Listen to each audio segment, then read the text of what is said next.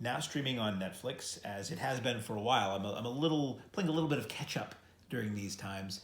And this is a film based on a short story that was co-written by Stephen King and his son Joe Hill. Originally published, I believe it was in Entertainment Weekly magazine, is where I read it, as a two-parter. And again, short, relatively short story. In the Tall Grass sort of tells you what you need to know.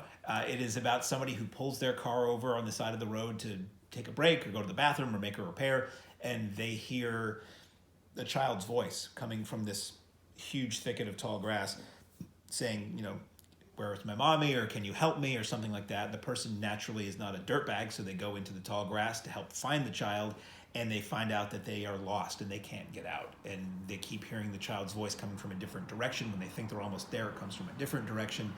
And they soon discover malevolent, strange forces are at work. The story was short, as I say. There wasn't a lot to it, but it was very, very good. The film is a feature film, so it needs to be a bit longer than probably what would have been a 20 or 30 minute, good TV episode. And for me, this movie suffers for that reason. The only recognizable actor or actress in the film for me was Patrick Wilson, who you've seen in the Conjuring films and some other things, or a lot of things lately. And his character, boy, I don't know, where do I go with this? It's a great premise. It starts off strong. It starts off very accurate to the story as I remember it. And then in order to make it more compelling and have more characters and be feature length, it goes off in this other, to me, very silly direction, which is a problem sometimes with Stephen King's writings and the film adaptations of them.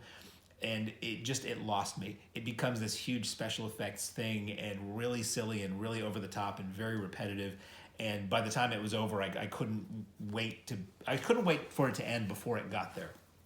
And I had heard various people saying they thought it wasn't very good, and I have to kind of agree with that. It's a good premise, but ultimately it just takes way too long to do what it's doing, and it doesn't do that much, and it's just ultimately kind of silly. I would recommend reading the story if you can find it, and maybe online somewhere for free, actually. I don't think it was ever published, as far as I know, in physical form. I think it just existed as an online story, or published in physical form, not as a book. It was in a magazine. But boy, I've seen other films and seen other stories like this, where somebody is lost somewhere, and wherever they are keeps modifying just enough that they can't get out. I always thought it would be a terrifying thing to just wake up in a cornfield at some point and not know how you got there and not know how to get out. And this sort of plays on that fear and that disorientation, and that, boy, just over that ridge, just over there should be how I get out, and you never do. This doesn't really work for me. So your mileage may vary, but I would say maybe take a pass on In the Tall Grass.